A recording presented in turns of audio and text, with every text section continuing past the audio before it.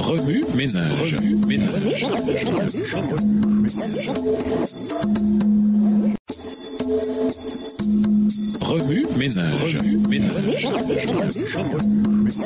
Bienvenue dans votre émission. Remue ménage. Nous voilà à la leçon de mardi. Investiguer. Lisons Deutéronome 34, le verset 9, Psaume 111, le verset 10, Proverbe, le chapitre 1, Proverbe 11, le verset 2 et 1 Corinthiens 1, les versets 17 à 24. Deutéronome 34, verset 9. Josué, fils de Nun, était rempli de l'esprit de sagesse, car Moïse avait posé ses mains sur lui. Les enfants d'Israël lui obéirent et se conformèrent aux ordres que l'Éternel avait donnés à Moïse. Psaume 111, verset 10. La crainte de l'Éternel est le commencement de la sagesse. Tous ceux qui l'observent ont une raison saine. Sa gloire subsiste à jamais. Proverbe 1. Proverbe de Salomon, fils de David, roi d'Israël. Pour connaître la sagesse et l'instruction, pour comprendre les paroles de l'intelligence, pour recevoir des leçons de bon sens, de justice, d'équité et de droiture, pour donner aux simples du discernement, aux jeunes hommes de la connaissance et de la réflexion. Que le sage écoute et il augmentera son savoir, et celui qui est intelligent acquérera de l'habileté. Verset 6. Pour saisir le sens d'un proverbe ou d'une énigme, des paroles des sages et de leurs sentences, la crainte de l'Éternel est le commencement de la science. Les insensés méprisent la sagesse et l'instruction. Écoute, mon fils, l'instruction de ton père, et ne rejette pas l'enseignement de ta mère, car c'est une couronne de grâce pour ta tête et une parure pour ton cou. Mon fils, si des pécheurs veulent te séduire, ne te laisse pas gagner. Verset 11. S'ils disent, viens avec nous, dressons des embûches, versons du sang, tendons des pièges à celui qui se repose en vain sur son innocence. Engloutissons les tout vifs, comme le séjour des morts, et tout entier comme ceux qui descendent dans la fosse. Nous trouverons toutes sortes de biens précieux, nous remplirons de butin nos maisons. Tu auras ta part avec nous, il n'y aura qu'une bourse pour nous tous. Mon fils, ne te mets pas en chemin avec eux, détourne ton pied de leur sentier.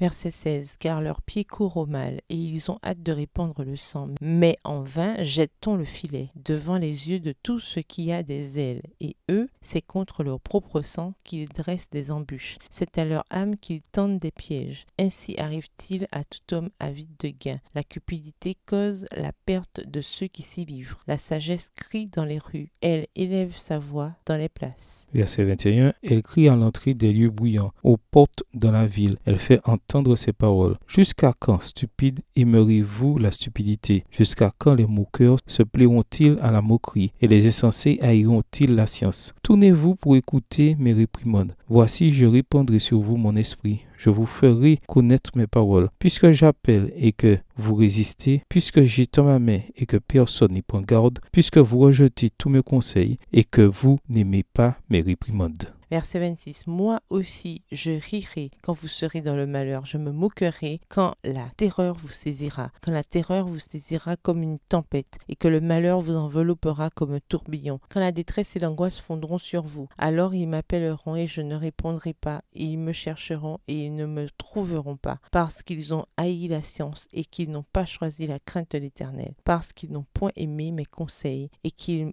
ont dédaigné toutes mes réprimandes. Verset 31. Ils se nourriront du fruit de leur voix et ils se rassasieront de leurs propres conseils. Car la résistance des stupides les tue et la sécurité des insensés les perd. Mais celui qui m'écoute reposera avec assurance, il vivra tranquille et sans craindre aucun mal. Proverbe 11, verset 2. Quand vient l'orgueil, vient aussi l'ignominie, mais la sagesse est avec les humbles.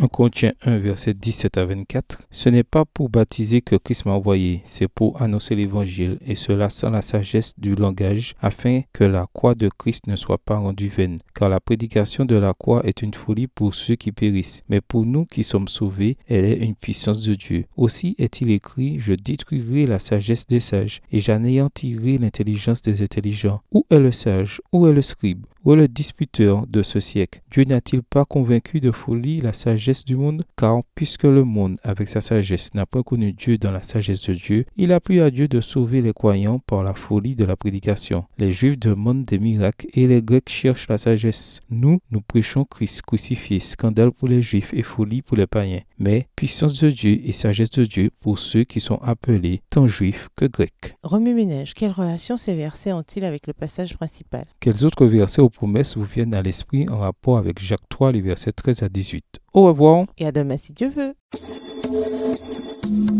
Remue ménage.